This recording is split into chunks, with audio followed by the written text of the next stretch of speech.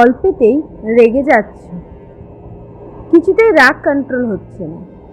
হ্যাঁ, এরকমই একটা প্রশ্ন আমাকে একজন করেছে। কিছুতেই রাগ কন্ট্রোল হচ্ছে না। আমাদের অনেকেরই মধ্যে এই সমস্যাটা রয়েছে। আমরা অনেকেই রাগকে কন্ট্রোল করতে পারি না। কখন কি বলে ফেলি আমরা নিজেরাও জানি না। হিট অফ দ্য মোমেন্টে কেউ আমায় কিছু বললে তাকে পাল্টা একটা জবাব দিতেই হবে। শর্ট টেম্পার, এইদেরকে আমরা কিন্তু এই নামেই ডাকি বা বদমেজাজি। শর্ট টেম্পার বা বদমেজাজি ছাড়া তাদেরকে কিন্তু আমরা ভালো কিছু চোখে দেখি না। এইবার আসি এর উপায় নিয়ে। হ্যাঁ, আমি বর্ণিতা চলে এসেছি এই সমস্যারই একটা সমাধান নিয়ে।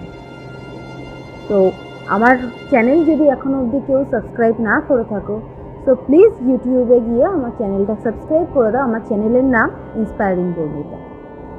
এরকমই নতুন নতুন ভিডিও পাওয়ার জন্য বেল আইকনটা প্রেস করে দিও, যাতে আমার ভিডিওর সবচেয়ে প্রথম নোটিফিকেশনটা তোমরাই পাও। তো চলো এবার চলে আসি পয়েন্টে। রাগ রাগ এমন একটা জিনিস না, যা মানুষের মধ্যে সম্পর্কটাকে নষ্ট করে দিতে পারে। আর সেটা যদি হয় অতিরিক্ত পরিমাণে, তাহলে তো তার কোনো তুলনাই হয় না। কখন কাকে কি বলে দিচ্ছি কারোর খেয়ালই থাকছে না। যাকে যেটা বলা উচিত নয় আমরা তাকে সেটাই বলে দিচ্ছি। কিন্তু কেন? একেও তো কন্ট্রোল করা যায়। আমরা তো মানুষ, তাই না? আমরা চাইলে সমস্ত কিছুকেই কন্ট্রোল করতে পারি। তো রাগ তো কোনো সামান্য একটা জিনিস। তো চলো আজকে তোমাদের সাথে শেয়ার করি কিভাবে তোমাদের রাগকে কন্ট্রোল করবে। নিজের রাগকে কন্ট্রোল করে সমাজে নিজের জায়গাটা ধরে রাখা যায়।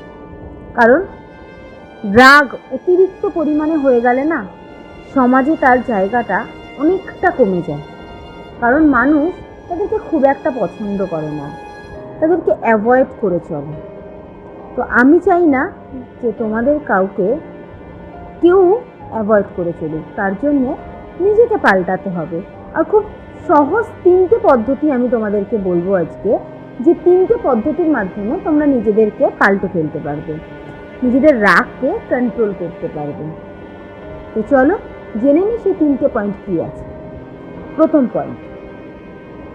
পয়েন্ট হচ্ছে আমাদেরকে আগে এটা জাস্টিফাই করতে হবে যে কোথায় রাগ করা উচিত আর কোথায় না।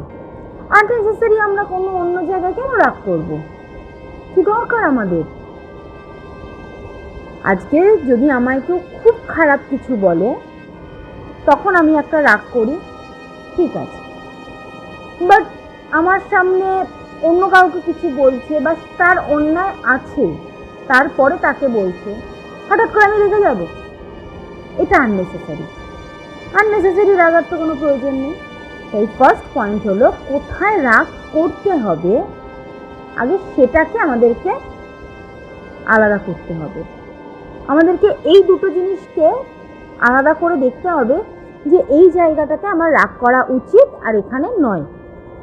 এই প্রথম এবং এই ছোট্ট একটা পয়েন্ট যদি আমরা ভালোভাবে নিজেদের মধ্যে গ্রো করতে পারি না, তাহলে আমাদের সেই রাগ করার জায়গাটাই অনেকটা কমে যাবে।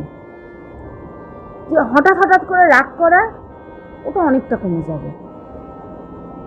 Second point, heat of the মোমেন্টে কোনো কথা বলো না। ধরো তোমাকে এখন একজন কথা বললো, তুমি প্রচণ্ড রেগে গেলে, রাগে তোমার মাথা প্রচণ্ড গরম হয়ে গেল, কিন্তু তাও কিছু বলো না। কিন্তু কি না, আমরা তো শুনি না, আমাদের তো হিট অফ দ্য মোমেন্টে কিছু বলতেই হবে, তাকে পাল্টা জবাব দিতেই হবে। কিন্তু কেন? এখনই তাকে পাল্টা জবাব দিলে আমরা কি বলে ফেলবো আমরা নিজেরাও জানি না। তো আমরা এখন দেব না, আমরা পরে দেব। হিট অফ দ্য মোমেন্টে কোনো জবাব দিলে সেই জবাবটা আমরা নিজেরাও নিজেদের ধ্যান জ্ঞানে থেকে আমরা সেই জবাবটা দেই না।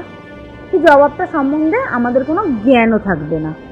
তো যে জবাবটা আমরা বুঝে শুনে দেব না, সেই জবাবটা কিন্তু তোমার অপোজিটে যে থাকবে সে কিন্তু ক্যাচ করে নেবে, তখন তোমাকেই সে খারাপ ভাববে। তাই হিট অফ দ্য মোমেন্টে যতটা সম্ভব আমরা চেষ্টা করব যাতে কোনো কথা না বলা যায়, ঠিক আছে? তো ফার্স্ট পয়েন্ট হলো কোথায় রাগ করা উচিত, আগে আমাদেরকে সেটাকে আলাদা করতে হবে, কোথায় করা উচিত কোথায় নয়। সেকেন্ড পয়েন্ট হচ্ছে কোথায় হিট অফ দ্য মোমেন্টে আমাদেরকে কথা বলা দরকার সেটা দেখতে হবে। হিট অফ দ্য মোমেন্টেই কেউ আমাকে একটা কিছু বললো, সাথে সাথেই আমাকে সেই কথাটা ধরে একটা কথা বলতে হবে এমন নয়। আমরা ধীর স্থির হয়ে পরে উত্তর দিই, এটাও তো করতে পারি। এবার 3 নম্বর পয়েন্ট, লাস্ট পয়েন্ট, নিজেকে একটু কন্ট্রোল করতে শেখো। ধরো দিনে তুমি অনেকবার অনেকের সাথে কথা বলছো, প্রায় প্রত্যেক দিনই তোমার প্রায় দিনে 10-12 বার কারোর সাথে ঝগড়া হচ্ছে, একজনের সাথে নয় অনেকজনের সাথে, বাট সেটার পরিমাণটা দিনে 10-12 বার। সেই 10-12 বারের মধ্যে আমরা চেষ্টা করি না যে চলো এই 2 বার আমি দিনে নিজেকে কন্ট্রোল করব, বা এই সময়টা কথা বলবো না। ঠিক আছে, দিদি তো বলেছে একটু কন্ট্রোল করে চলতে, দেখে না একটু কন্ট্রোল করে চললা, কি হয় চললে? একটু কন্ট্রোল করে চললে যদি নিজেকে পাল্টানো যায় ক্ষতি কি তাতে? তো 3 নম্বর পয়েন্ট হচ্ছে নিজেকে কন্ট্রোল করো। দিনে ওই 12 বার ঝগড়া হচ্ছে, তার মধ্যে 2 বার আমি চুপ থাকবো। এই 2 বার করতে করতেই সপ্তাহে কিন্তু 14 বার তুমি কিন্তু চুপ থাকছো। দিনে 12 বার যদি ঝগড়া হয়, সপ্তাহে যদি তুমি 14 বার চুপ থাকো, তাতে তোমার ঝগড়া হওয়ার তুলনায় চুপ থাকাটা বেশি হয়ে যাচ্ছে।